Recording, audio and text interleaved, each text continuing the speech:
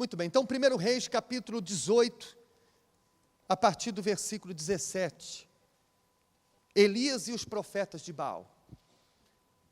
Sucedeu que, vendo Acabe a Elias, disse-lhe: és tu o perturbador de Israel? Então disse eles: eu não tenho perturbado a Israel, mas tu e a casa de teu pai, porque deixastes os mandamentos do Senhor e seguistes a Baalim. Olhem para mim, por favor. Quem esteve aqui quarta-feira, deve se lembrar quando nós mostramos, quando Acabe, ele se casou com Jezabel, está escrito que, pouco a pouco, ele foi deixando de sacrificar ao Deus que ele servia, o Deus de Israel, para, aos poucos, passar a sacrificar ao Deus da esposa, que era Baal, porque a sua esposa era sacerdotisa de Baal. E quando se casou, trouxe o altar de Baal para Israel, trouxe com ela 450 profetas de Baal, além de outros 400 profetas de um outro Deus chamado Aserá. E em Israel, onde havia um único Deus, passou agora a ter vários deuses, inclusive o principal deles, Baal. Em Israel, onde havia um único altar para o Deus verdadeiro, agora havia em todo canto um altar para Baal. E o povo que antes servia só a Deus, começou a ficar dividido, entre servir ao Deus que eles sempre serviram, ou servir agora o Deus do rei e da rainha Baal. Então, com essa divisão, começou então a haver miséria, começou então, porque Deus não pode agir na vida de uma pessoa dividida, porque a fé, ela não é medida pelo tamanho, mas pela entrega. O Senhor Jesus disse que se ela for pequena como um grão de mostarda, é o suficiente para mover montanhas, mas desde que ela não esteja dividida.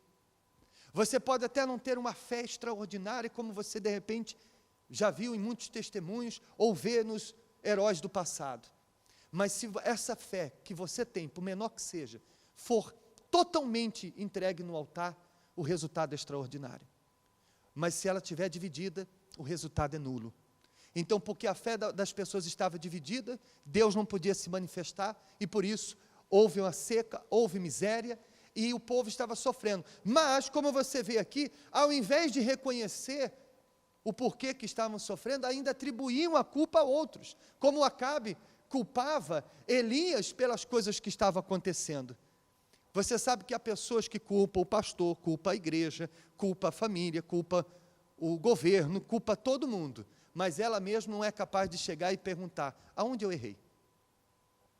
Ela mesma não é capaz de se perguntar: meu Deus, o que falta eu fazer que eu não fiz ainda? Aonde eu estou a errar porque isso está acontecendo? Não, todos podem ser a razão do sofrimento dela, menos quem? Menos ela. Essa é uma das estratégias do diabo, porque quando o diabo convence a pessoa de que todos são a razão do sofrimento dela, mas ela mesma não é, ou não está contribuindo para que aquilo aconteça, quando o diabo coloca esse pensamento, a pessoa nunca se conserta, nunca se corrige, nunca se entrega, porque afinal, na cabeça dela, ela está fazendo tudo certo. Percebe, sim ou não? Então, Elias disse assim, versículo 19, agora, manda reunir-se a mim todo Israel no Monte Carmelo, como também os 450 profetas de Baal, e os 400 profetas de Aserá, que comem na mesa de Jezabel. Então Acabe convocou todos os filhos de Israel e reuniu os profetas no Monte Carmelo. Então Elias se chegou a todo o povo e disse: até quando cocheareis entre dois pensamentos? Se o Senhor é Deus, seguiu. Se é Baal, seguiu. Porém o povo nada respondeu. Ou seja, o povo estava cocheando. Sabe quando uma pessoa, ela é manca de uma perna, ela tem uma perna mais curta ou com problema, normalmente ela anda como? Cocheando, balançando de um lado para o outro. Tem gente que está assim dentro da igreja, pendendo de um lado para o outro, não sabe se crê ou se não crê, não sabe se confia ou se não confia, não sabe se faz ou se não faz, se entrega ou não se entrega, se se batiza ou não se batiza. E essa divisão faz a pessoa ficar estacionada. Porque a divisão, o fato dela não saber o que quer, não saber em que crer, faz com que ela não reaja. Se você chegar agora, por exemplo, na sua casa, e você disser o seguinte: eu não sei para onde eu vou, você sai do lugar? Não. Por que você está aqui? Porque você sabia aonde você queria chegar. Ninguém chega a algum lugar sem primeiro decidir aonde quer ir. Se a pessoa estiver dividida, ela fica estacionada. Então assim tem sido muitas pessoas dentro da igreja. Os anos se passaram e a vida dela parece que não acontece nada diferente. Nem mesmo na vida espiritual e nem em outras áreas da vida dela. E a razão de não acontecer nada é o fato dela estar cocheando entre dois pensamentos. Estar com a sua fé dividida. E essa divisão faz com que a vida dela fique assim, estacionada. Então Elias disse para o povo: até quando? E versículo 22, ele disse: só eu fiquei por profeta do Senhor. E os profetas de Baal são 450 homens. Deem-se-no, pois, 2 bezerros, e eles escolham para si um dos bezerros, e o dividam em pedaços, e ponha sobre a lenha, porém não lhe coloquem fogo. E eu prepararei outro bezerro, e o porei sobre a lenha, e não lhe colocarei fogo. Então, invocai o nome do vosso Deus, e eu invocarei o nome do Senhor. E há de ser, leia aí comigo, que o Deus que responder por meio de fogo, esse será Deus. E todo o povo respondeu dizendo: é boa esta palavra. Então olhe para mim, por favor. Cansado de ver o povo dividido, cansado daquela fé cocheando, Elias propôs um desafio. Elias disse o seguinte: ou é ou não é. Ou você acredita em Deus, ou acredita em Baal. Mas acreditar nos dois não tem como. Então Elias propôs um desafio. Porque o povo não sabia se ouvia Elias ou se ouvia os profetas de Baal. Os profetas de Baal diziam que Baal era Deus, e que era Baal que iria dar chuva para eles.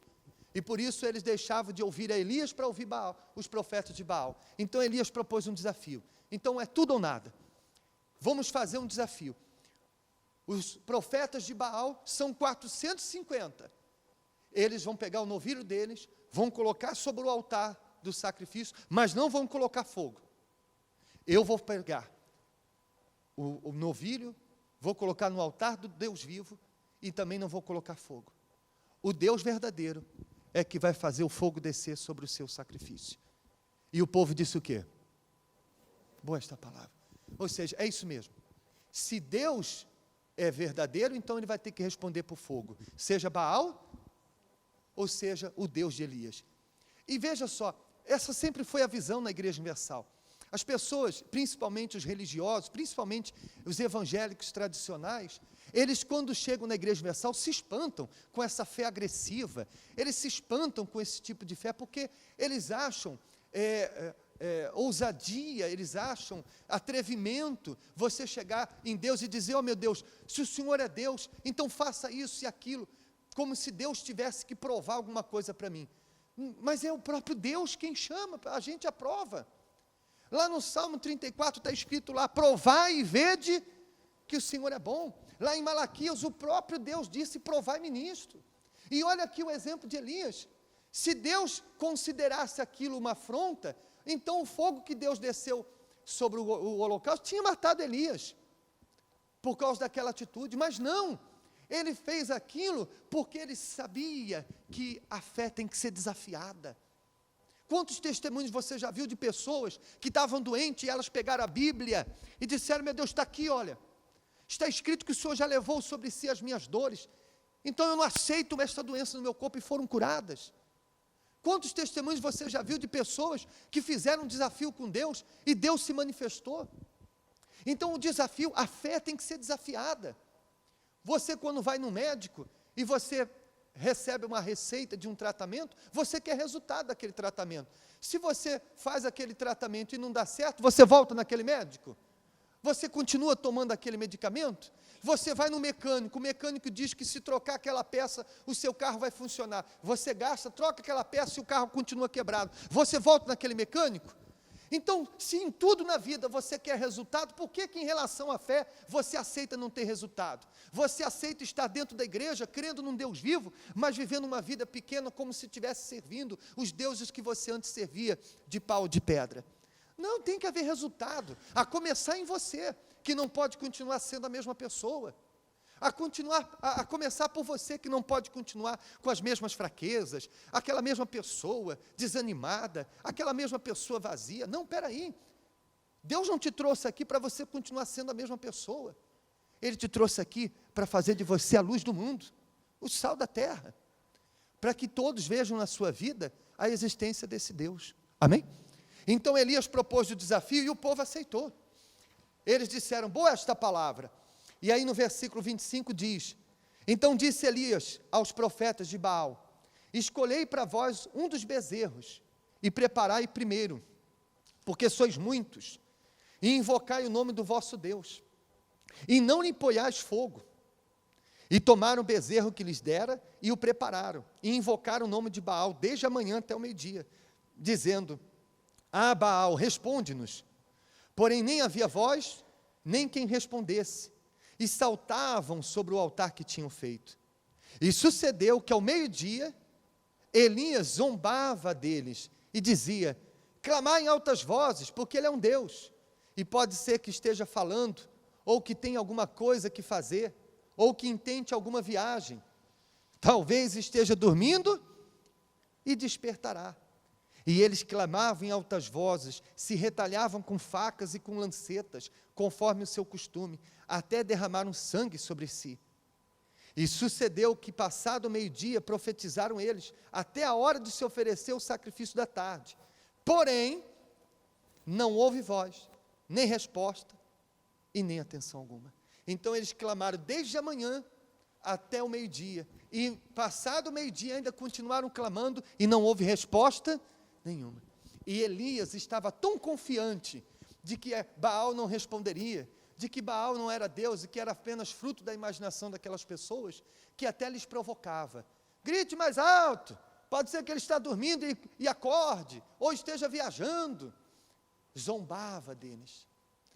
E olhe para mim, por favor, aqueles profetas de Baal já haviam assassinado os profetas de Deus que estavam em Israel. E faltava matar Elias, que eles vinham tentando há 3 anos, procurando Elias para matar e não havia conseguido. Agora Elias estava ali na frente deles e zombando eles. O que você acha que ia acontecer com Elias se Deus não respondesse?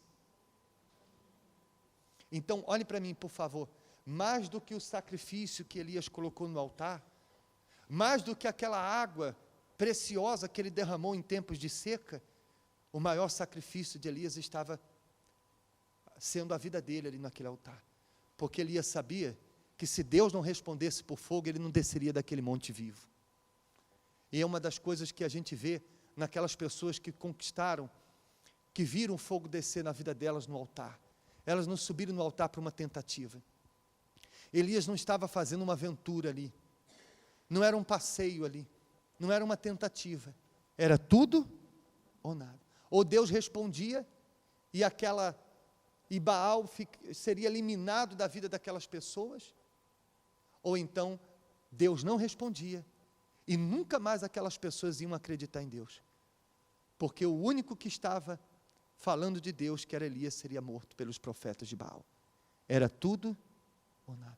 Quantas vezes eu já vi pessoas que subiram no altar, quantos testemunhos eu já vi de pessoas que disseram, meu Deus, se não for para o Senhor mudar minha vida, então que o Senhor me leve, porque eu não aguento mais esse sofrimento.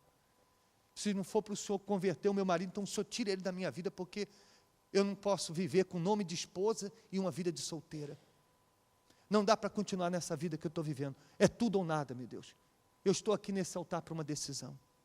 Amém? Elias sabia que era decisão. Por isso, o que aconteceu?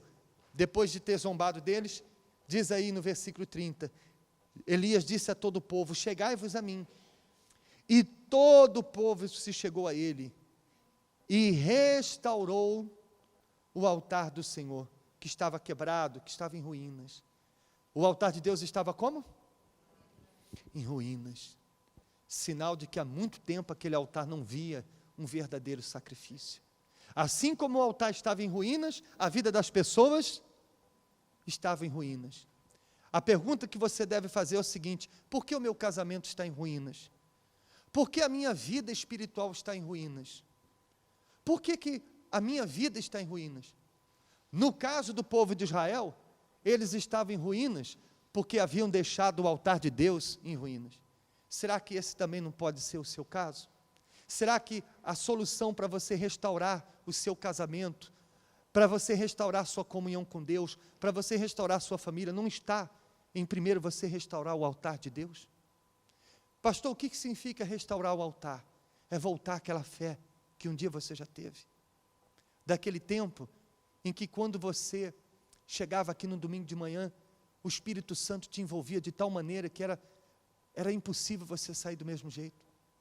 Aquele tempo em que você, quando vinha uma campanha como essa, você se lançava e sempre tinha um testemunho para dar. Deus está querendo restaurar a sua fé, restaurar a sua comunhão com Ele. E se você nunca teve essa fé, como o povo de Israel, você pode passar a ter também hoje. Amém? Se você aceitar esse desafio.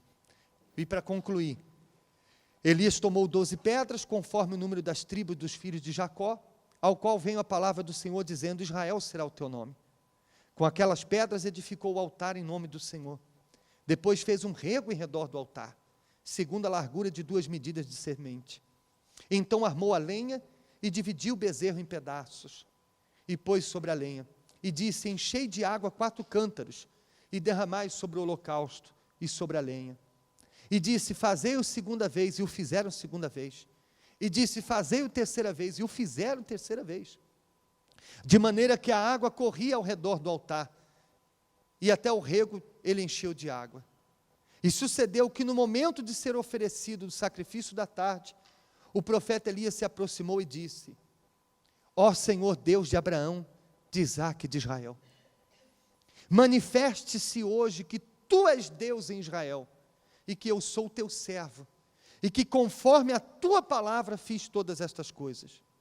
Responde-me, Senhor, responde-me, para que este povo conheça que tu és o Senhor Deus, e que tu fizeste voltar o seu coração. Amém? Na oração de Elias, a gente vê qual era a intenção dele naquele sacrifício. Ele disse: para que todos saibam que o Senhor é Deus e eu sou teu servo. Essa era a base do objetivo dele. Era querer que todos vissem que só Deus era Senhor. Só Deus era, o Deus dele era verdadeiro. E quando uma pessoa é convertida, quando uma pessoa é nascida de Deus, tudo que ela faz é com essa intenção. Ela quer que o seu casamento seja restaurado, seja abençoado, para que os seus filhos possam ver no casamento dela restaurado, que o Deus dela, o Deus dele, é o verdadeiro Deus. E ela diz o seguinte: hoje os meus filhos veem o meu marido me traindo, hoje os meus filhos veem o meu casamento destruído, hoje os meus filhos veem nós dormindo em camas separadas, em quartos separados, mas eu determino que o meu casamento seja restaurado, para que os meus filhos vejam o que Deus vai fazer no meu casamento, e se algum deles um dia passar por uma situação igual, eles possam se lembrar que o Deus que salvou o casamento dos seus pais, é o Deus que vai salvar o casamento dele também. Mas há pessoas que aceitam viver como 2 estranhos dentro de casa, os filhos que são incrédulos veem aquilo, e sabe que a pessoa vem à igreja, e às vezes até se pergunta: não sei, minha mãe vai para essa igreja, e olha o casamento dela, olha como é que está o casamento dela. Percebe sim ou não? A mesma coisa na vida financeira. Quando você quer conquistar, você diz: eu quero ser um empresário bem-sucedido, eu quero ter uma vida próspera. Não é para só o seu conforto, não é só para você alcançar seus objetivos, mas é acima de tudo para que Deus seja reconhecido na sua vida. Para que você possa dizer o seguinte: eu quero ter um testemunho, que os meus empregados possam olhar para a minha vida e ver que eu faço a diferença por causa do Deus que eu sirvo. A minha família que é incrédula, que não conhece a Deus, tem que se converter quando elas verem a minha conquista. O que eu não posso aceitar é como muitos que às vezes têm até vergonha de falar de Jesus para a sua família. Porque quando olha para a vida dela, quando os familiares olham para a vida delas, a primeira coisa que eles falam é: mas se o seu Deus é tão bom assim, por que a sua vida está desse jeito? Aonde está o Deus que você tem pregado para mim? E nós não podemos aceitar isso. A nossa vida tem que ser abençoada para que o nosso Deus seja glorificado. A intenção de Elias era o seguinte: que todos saibam que o Senhor é Deus e que eu sou o teu servo. As pessoas têm que ter esse conhecimento, você, lá onde você vive, no seu trabalho, na sua família que é incrédula, eles têm que ter esse conhecimento de que Deus, o Deus que você serve é o verdadeiro Deus, e que você é um homem ou mulher de Deus. Amém? Por isso Elias disse: Senhor, desça fogo aqui agora, para que todos vejam que o Senhor é Deus e saibam que eu sou o teu servo. E o que aconteceu com esta oração tão rápida? Porque essa oração não levou nem um minuto. Enquanto que os profetas de Baal oraram, clamaram ao Deus deles, desde a manhã até o meio-dia, Elias nem sequer levou um minuto. Porque, olha para mim, por favor, quando você sacrifica, você não precisa orar muito. Porque você sabe que o seu sacrifício vai mover a mão de Deus. Agora, quando a pessoa não sacrifica, ela quer convencer a Deus com palavras, aquilo que com atitude ela não convenceu. Ela quer com palavras fazer com que o altar faça aquilo que ela com atitude não fez. E aí não funciona. Lembra o que Jesus disse? Não é no muito falar que seremos ouvidos. Não é, você pode ficar um dia inteiro orando, se essa oração não for acompanhada de atitude, é só gritos vazios. Mas quando você sacrifica, você não precisa falar muito. O seu sacrifício fala por você. Amém? E aí, o que aconteceu? Então, caiu o fogo do Senhor e consumiu o holocausto, a lenha e as pedras e o pó, e ainda lambeu a água que estava onde? No rio. Não foi uma faísquinha não, até as pedras foram consumidas pelo fogo. O que vendo todo o povo, caíram sobre os seus rostos e disseram: só o Senhor é Deus, só o Senhor é Deus. Amém? Então, o povo só reconheceu que Deus era Senhor quando vira o fogo descer. E é isso que vai acontecer. O fogo vai descer na sua vida. E todos vão ver que o Deus que você serve é o verdadeiro Deus. Amém? Você aceita esse desafio? Então fica de pé, por favor.